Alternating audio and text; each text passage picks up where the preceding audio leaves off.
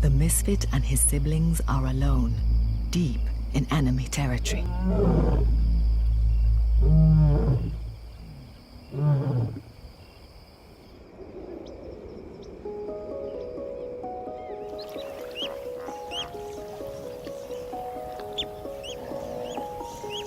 "6 a.m. The lucky survivors of the night emerge from their hiding places.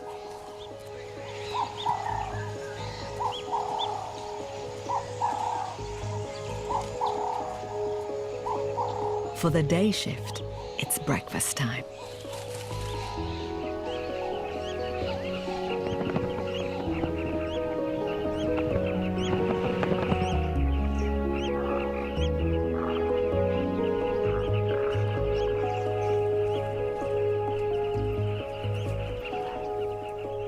But not all have full bellies. The Hyena River clan is still looking for an easy target.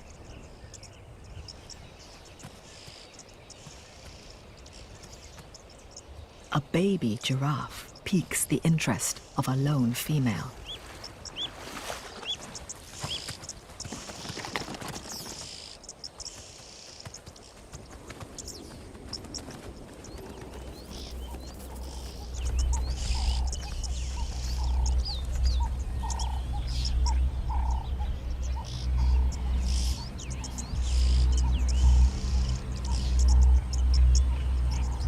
The adult giraffes protect the vulnerable calf, even from unlikely threats like this.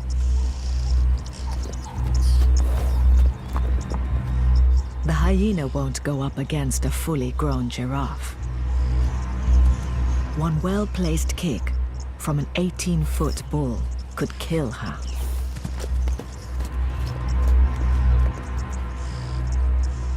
She moves on. The scent of a carcass, wafting along the beach, draws her further away from her clan. It's leading her towards the Misfit. Still separated from his mother and aunts, the Misfit and other youngsters have found their way back to the river. The remains of a hippo provide a desperately needed meal. But their hunger couldn't have put them in a more precarious situation. Not only is the female hyena trying to muscle in on the Misfit's breakfast, dozens of crocodiles are closing in. The teenagers will have to fight to keep this food from other hungry mouths.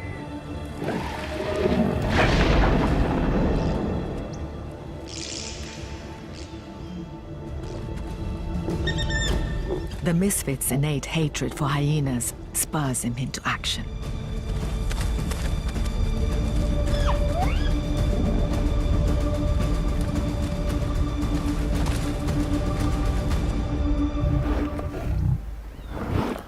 But he should know better than to let the hyena distract him.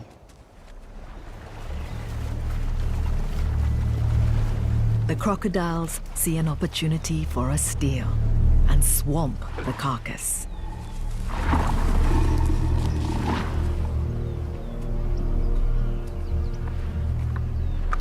The Misfit wants his meal back, but he's completely out of his depth.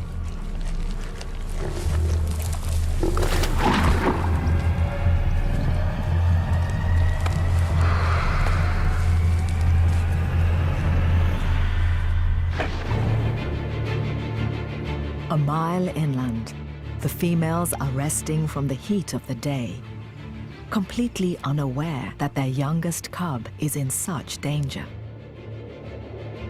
Still missing from the group is the Misfit's aunt, who set off alone shortly after crossing the river. She's been following the calls of Mohawk, the fiercest of the punks. But she's not planning on fighting him. She's going to hit him with something much more powerful.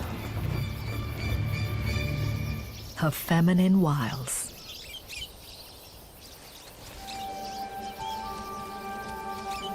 Mohawk's urge to mate is strong, and she's exploiting it to her full advantage.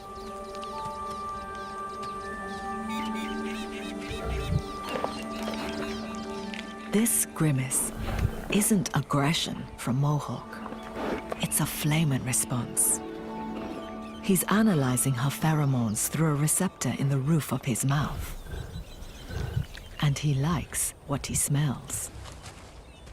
The flirtatious aunt signals she's willing to mate. She's unlikely to have cubs. Females are 5 times less likely to have offspring with males not known to them.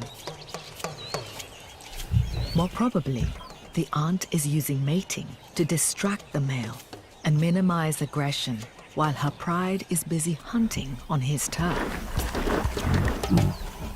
Mohawk has fallen for it, hook, line, and sinker. Mating can happen up to 50 times a day, so it'll be some time before he continues his patrol.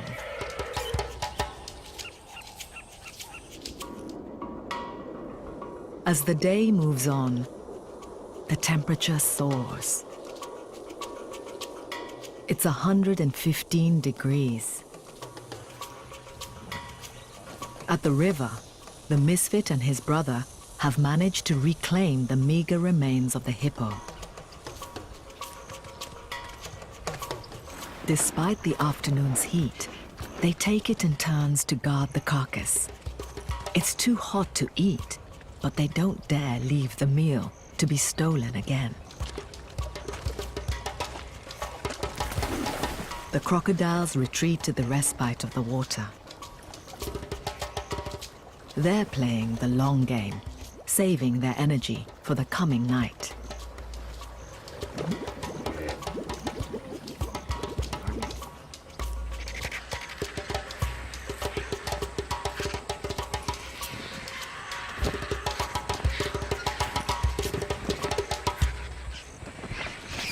The soft flesh of the hippo is perfect for the white-backed vultures. Their grooved tongues help them quickly swallow flesh. They don't waste a morsel.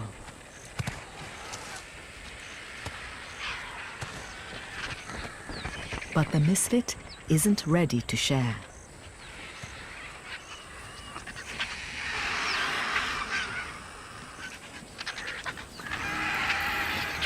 The hyena is also proving persistent, despite the Misfit's best efforts.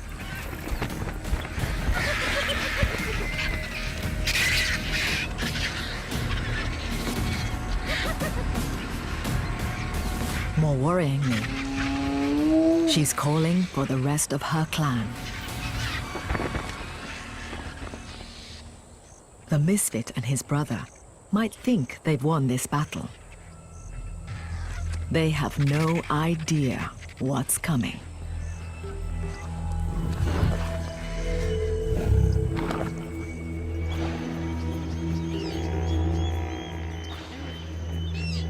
Downstream, the rest of the river clan have found their own way to get relief from the heat.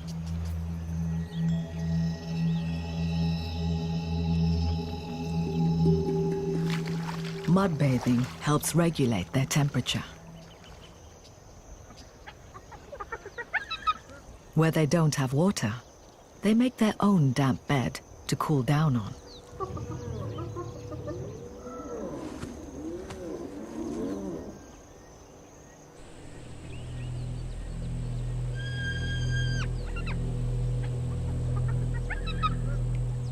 Spotted hyenas have acute hearing and can recognize individual calls from more than 6 miles away.